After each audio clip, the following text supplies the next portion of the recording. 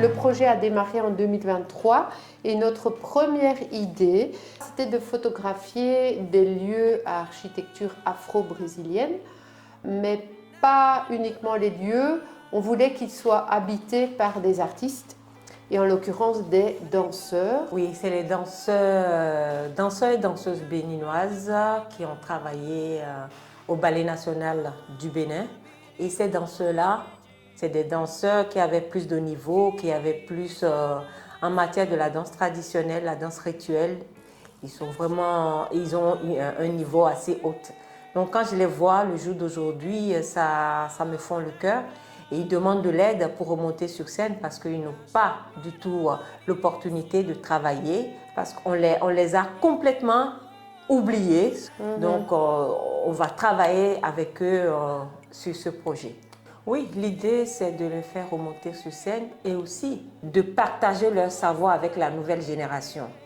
Et nous, Violaine et moi, on essaye d'aider en quelque sorte et aussi immortaliser les architectures afro-brésiliennes qu'on a à Cotonou. À la base, c'était ça. C'est l'occasion pour Violaine et moi d'immortaliser les espaces comme ça pour montrer et puis laisser des traces aussi de tout ça. Donc, avec ces danseurs-là, on a commencé ce travail et ça nous a ramené ailleurs aussi. On voulait faire ça.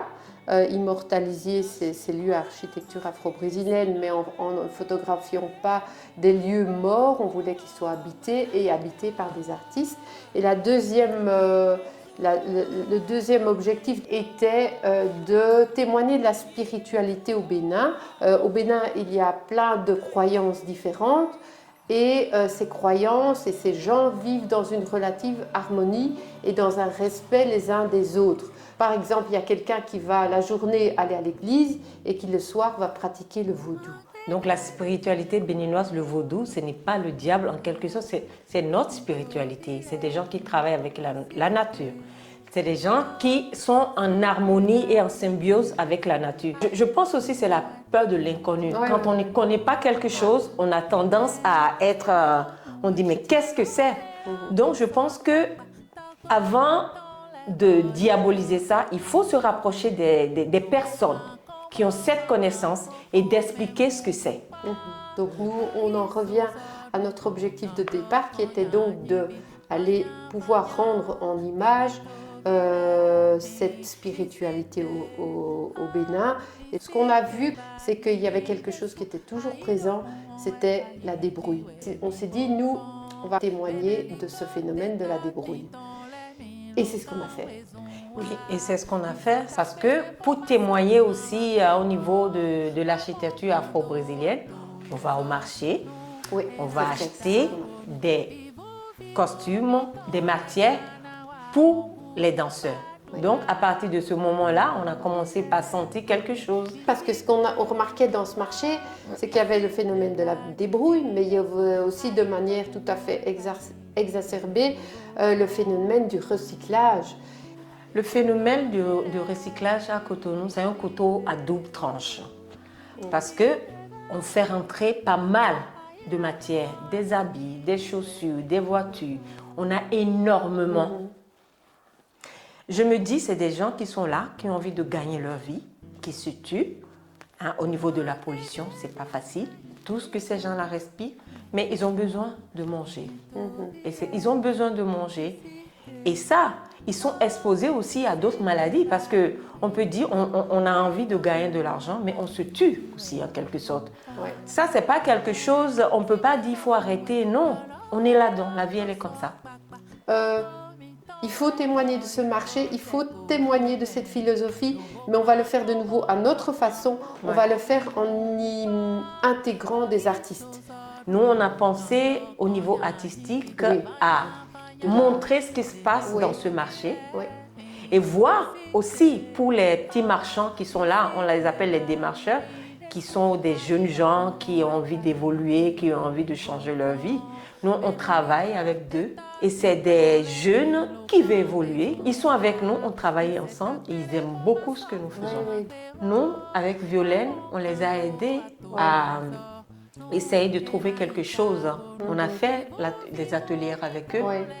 pour essayer de revendre les tableaux. Ils ont fait, et ça a été quelque chose qui nous a beaucoup touchés, Ouais. parce qu'on a fait même 1 heure du temps d'atelier avec eux. Automatiquement, il y a quelque chose qui est sorti. Voilà. Ils nous ont dit, tata, quand est-ce que vous revenez? Nous, on a besoin de ça, hein, il faut nous aider. Hein. Il y en a un qui Ok. m'a dit carrément, s'il te plaît, sors-moi de la rue. Moi, je suis qui? Il faut savoir qu'en effet, ces enfants, ils vivent dans la rue, bien sûr. Oui. Ils vivent en dessous d'un mur, ils ont juste un t-shirt et ils dorment là. Et puis, pour survivre, eh bien, ils font ce qu'on appelle les statues, à savoir, donc devant les gens, ils se mettent de manière, ils ne bougent plus et ils espèrent trouver quelques pièces de monnaie pour payer du pain. Ouais. Du coup, on s'est dit, Aoulat et moi, on s'est dit, il faudrait leur donner un autre truc qui est plus valorisant pour demander de l'argent. Et finalement, ce qui est arrivé en tête, c'est de se dire, mais oui, l'idéal, ce serait de leur donner quelque chose à faire et qui ne coûte pas cher et qui pourrait proposer à la vente. Et comme on était allé au marché de Missebo avant et qu'on avait vu tous ces déchets qui traînent par terre, on s'est dit, mais pourquoi ne pas leur apprendre à fabriquer un tableau, à fabriquer un objet d'art qui pourrait revendre et qui pourrait leur donner peut-être un peu plus de pièces de monnaie pour manger. On est parti à la place des Amazones et on les voit venir de gauche à droite. Et là, ce moment-là, j'étais triste de les voir venir. Ils étaient très, très, très contents. Ils me disent, ah tata, oui c'est joli ça, hein, moi je veux bien faire ça.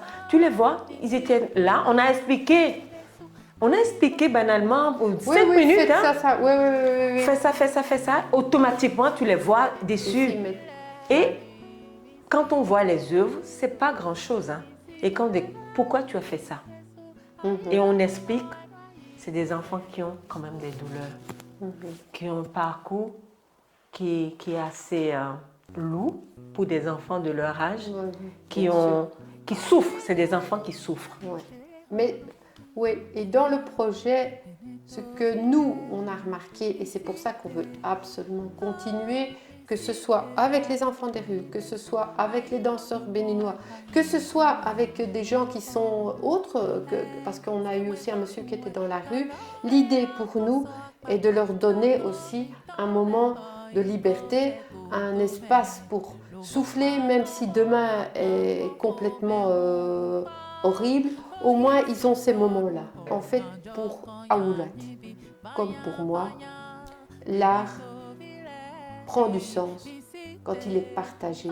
Et de se dire que j'ai donné la flamme, eh bien, elle peut revivre dans cet enfant-là. Alors, pour notre projet, on a besoin de vous, Aoulat. Nous avons besoin de l'aide. Nous cherchons des subsides, des sponsors au niveau matériel, financier et volontaire. Voilà, parce que nous, on va y aller, on a l'énergie. Nous avons l'énergie pour continuer ce projet. Nous avons besoin d'aide. Accompagnez-nous. Alors venez.